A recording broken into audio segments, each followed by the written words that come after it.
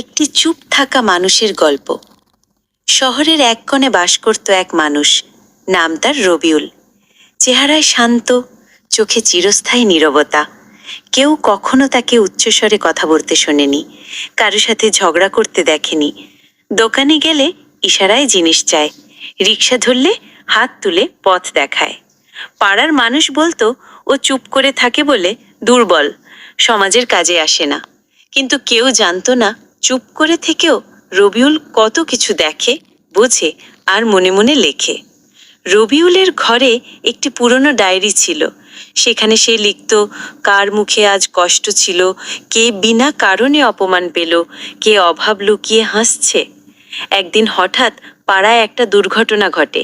একজন বৃদ্ধ ভদ্রলোক রাস্তায় পড়ে যান। সবাই দেখে কিন্তু ব্যস্ত হয়ে চলে যায়। একমাত্র রবিউল দৌড়ে গিয়ে তাকে তুলে হাসপাতাল নিয়ে যায়। তারপর চুপচাপ আবার নিজের মতো হয়ে যায়। তখনই পাড়ার মানুষ বুঝতে শুরু করে